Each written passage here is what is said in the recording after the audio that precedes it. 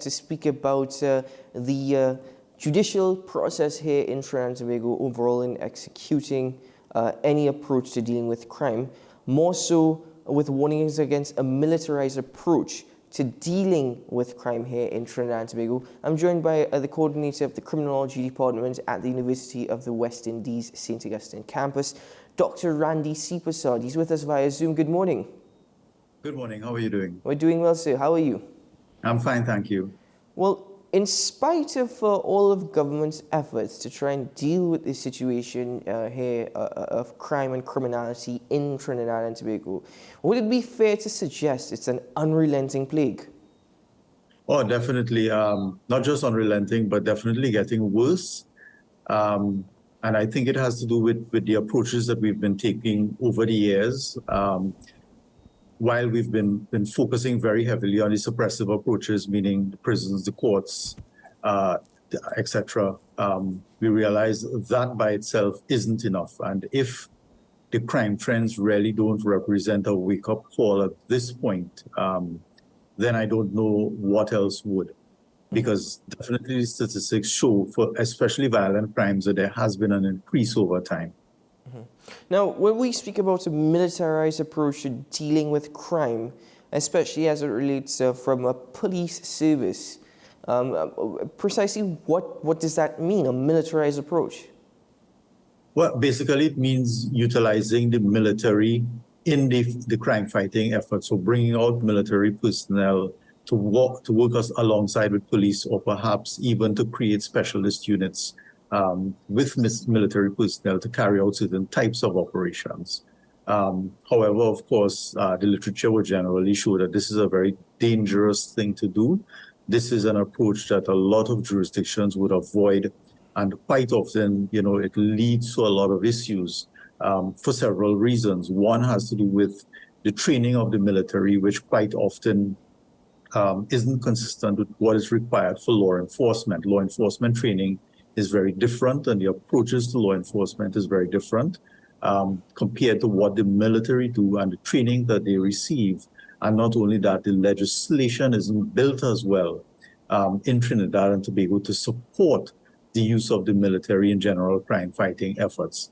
And what we have seen on the international scale is quite often when you engage the military as well, it leads to a higher death toll among civilians, and quite often sometimes happens in the contexts where regimes shift from being democratic to being more dictatorial. And this is definitely something that we want to avoid. You see, it's interesting, Dr. Seepersad, because the more discussions I have, there are a number of individual citizens within the public domain who have expressed the need, I suppose, or they're wanting to see the military be included in more police operations here in Trinidad and Tobago. But what you're saying is that this is definitely not the solution. This fight fire with fire approach certainly does more harm rather than good. That is the complete opposite to what people are thinking or what people are expecting or hoping for. Right. So it really depends, right?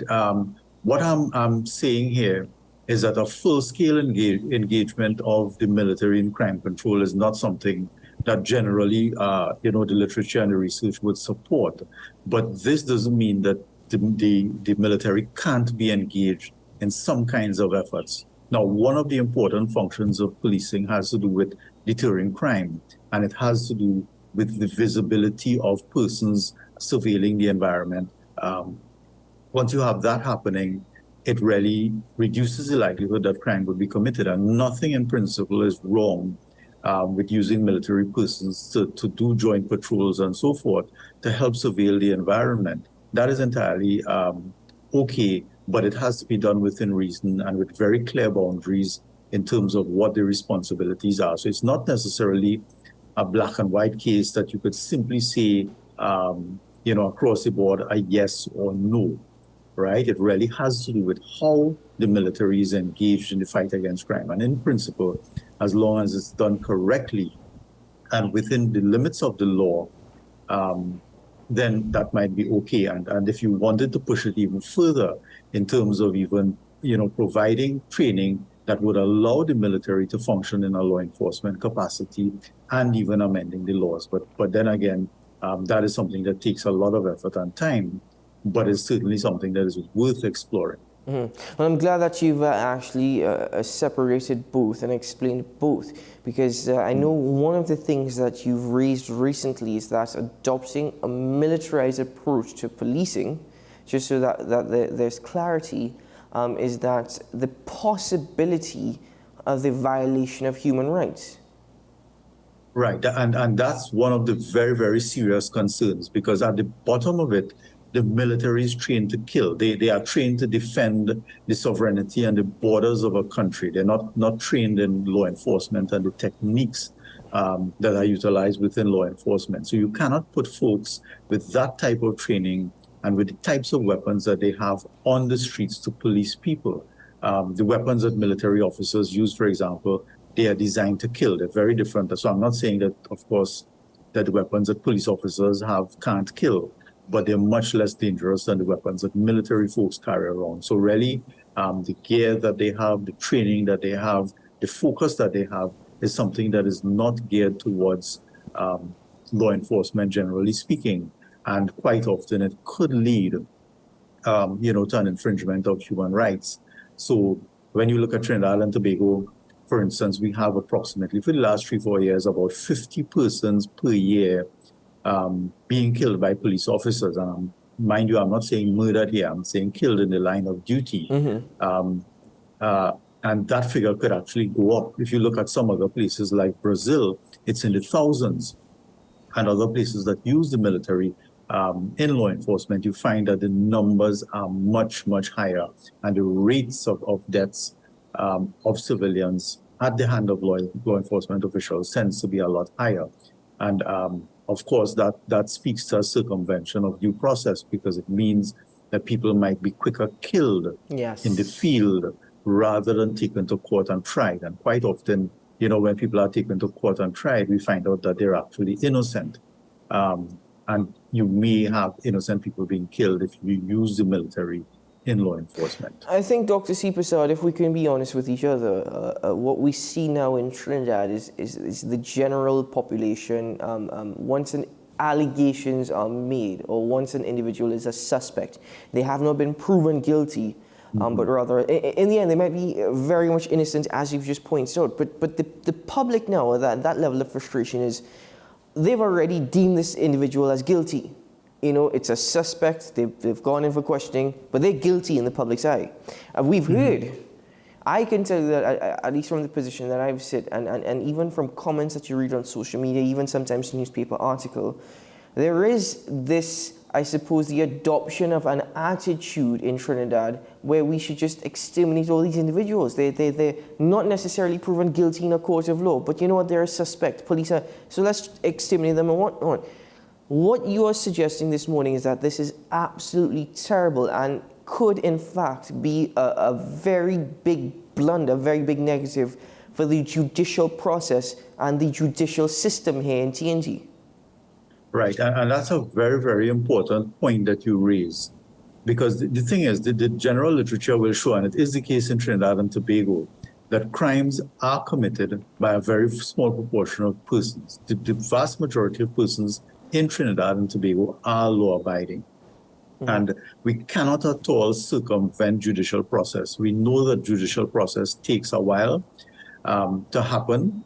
Definitely, we need to put things in place to speed up the judicial process, but you cannot just have a presumption of guilt as a factor upon which decisions are made.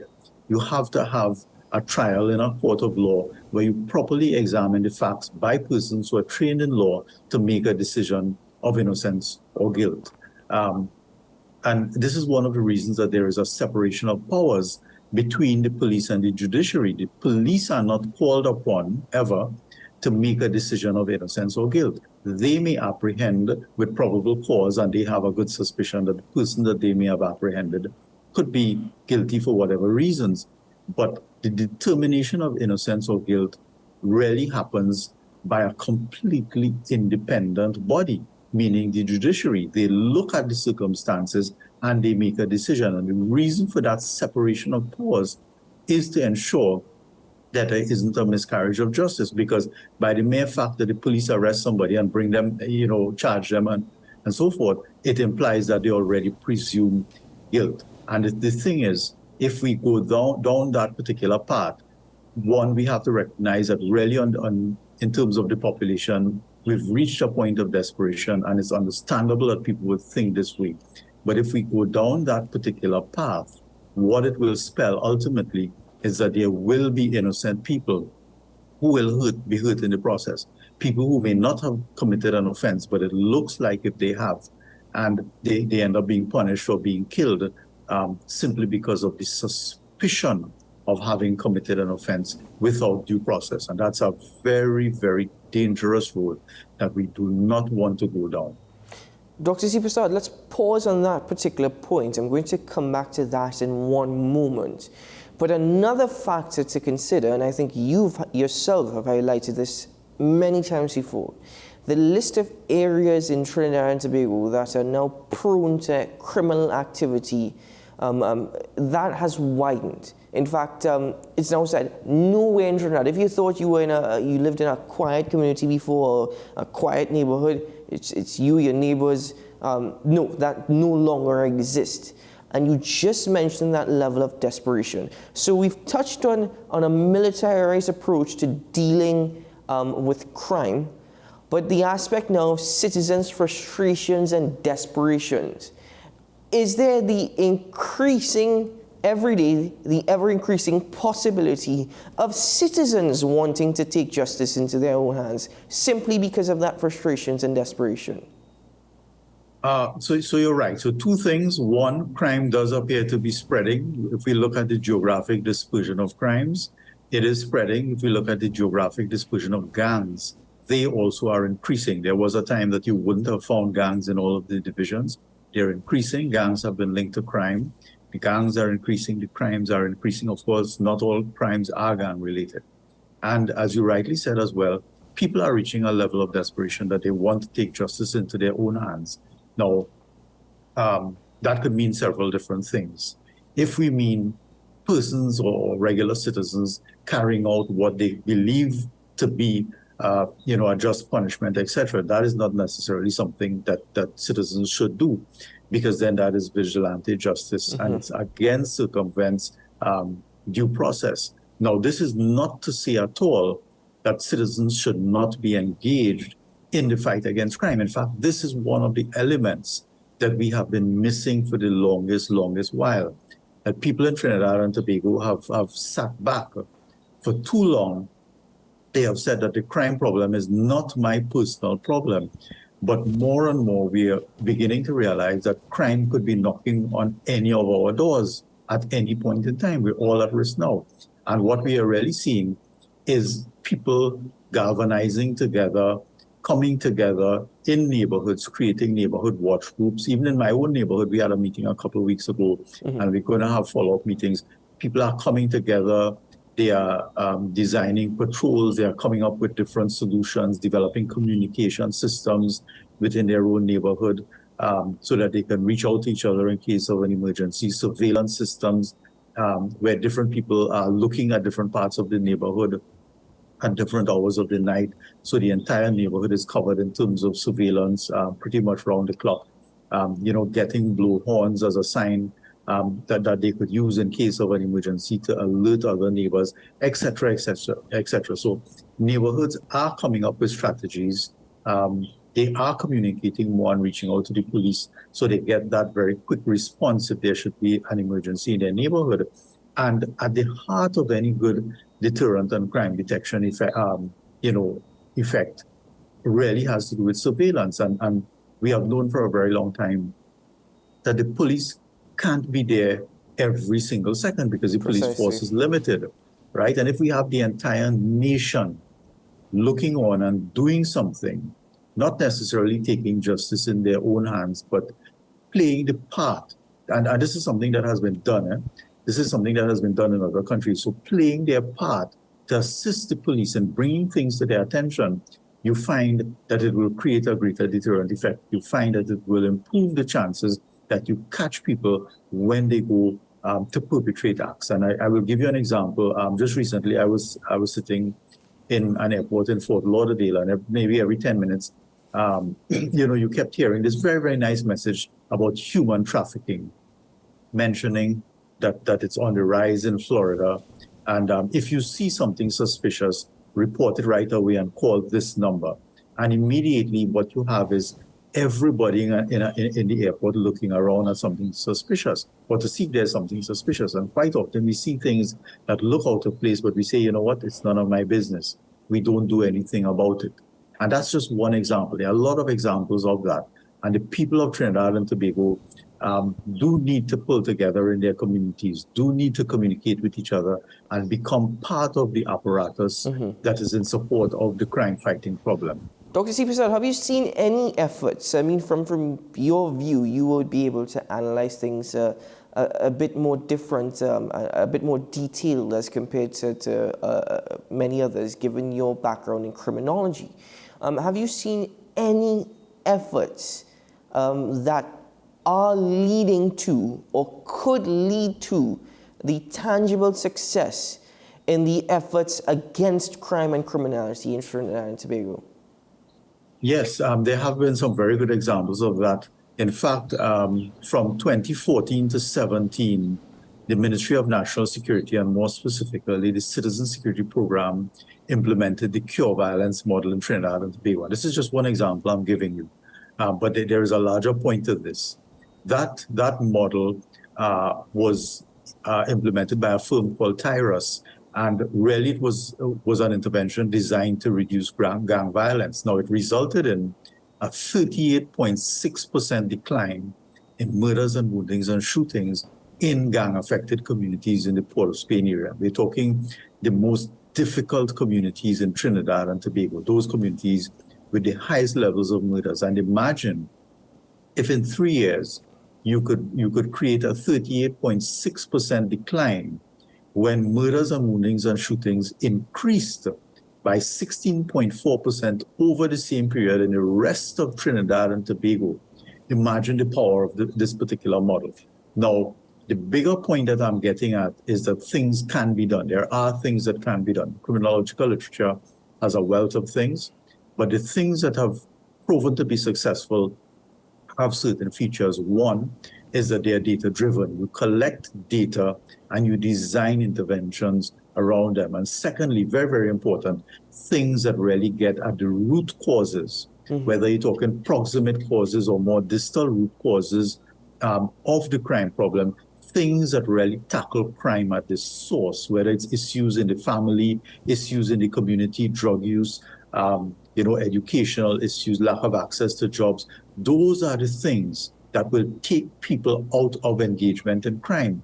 And unfortunately, these are the things that we're not doing, right? We're not doing these things on a systematic basis at all. So just to give you the example, the Citizen Security Program in the Ministry of National Security is no longer operative. And that was the one part of the Ministry of National Security that really placed emphasis on prevention. And of course, that the CSP was supported with Inter-American Development Bank funding. And not surprisingly, when the funding came to an end, despite all of the great work of CSP was no more. And it's really sad that successive governments have chosen to go down the line of placing so much emphasis on the suppressive approaches. And I'm not saying that anything is wrong with the suppressive approaches, meaning policing and the courts and the prisons and all of that. That is an essential part of it. But they have placed 90% or more of the emphasis there. And these things never get at the root causes, which means that they leave the drivers of the problem intact. And as long as you don't touch the drivers of the problem is going to persist and you're going to be struggling. The police is going to be struggling. The courts are going to be overwhelmed. The prisons are going to be overflowing. And the crime problem is going to keep coming at you. And if after 20 years of increasing crime, we still cannot see that, then we're in a very, very bad position. Now, you've mentioned many things there. With the time that I have left, I want to touch on a couple and very, very good points. I mean, you mentioned the courts being overwhelmed, even the prisons So that raises the topic of restorative justice. But I want to go back now to the situation with the courts and the judicial system. Something was raised a couple of weeks ago, and that is the proposal of judge-alone trials here in Trinidad and Tobago. Do you believe that this will benefit the system? Yes, this will benefit the system, but you do have to have safeguards in place. You have to define very carefully which cases will go for judge-alone trial. And despite the transparency and the accountability in the judicial system, at the end of the day, we also very importantly have to recognize that judges are human beings. Judges could potentially be biased as well. Even though they're very learned and trained in law, there could be biases of which they themselves may be unaware. So you must put systems in place to detect, one, if there are any conflicts of interest. So if they know the person who is accused, they certainly shouldn't be adjudicating a case if they have any kind of personal relationship or friendship with somebody. And two, to put systems in place where just as jurors are screened to find out if there is potential bias in a particular case, you also screen the judge and give the judge himself or herself the opportunity to say whether they think they should recuse themselves from sitting in that particular position for a particular defendant each time around, each time a new defendant comes. So judge-alone trials will definitely speed up the process, but it's something that must be done very carefully and something that must be just as transparent and accountable and, above all, fair to persons who are accused. I'm glad that you phrased it the way you did, because what it does is that it points to the fact that there are benefits to it, of course, but judge-alone trials are not without problems. They're not without the negative. You know, human beings as well, and the potential for bias. But if we were to try and overall say what kind of effect it could have, not will, but it could have on the existing system, could we say that it can have overall a positive effect if we were able to actually deal with everything that you just mentioned?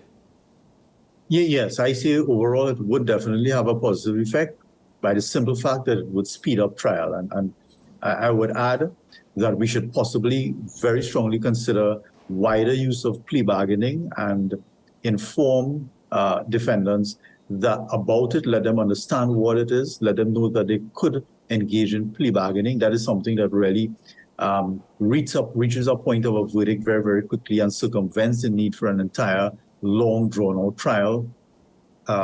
So that is something as well that needs to be considered very strongly for much wider use. And I think even just those two things alone would make a dramatic change in the turnaround that we experience in the court system. Dr. Seepersad, I want to thank you very much for your time this morning and for joining me on AM Prime. A wide-ranging discussion, certainly a lot more that we could have got into. I can only hope that we will be able to do such again in the near future. But for now, sir, take care and keep well. Thank you. Enjoy your morning. Bye-bye. You too, sir. Have a great day.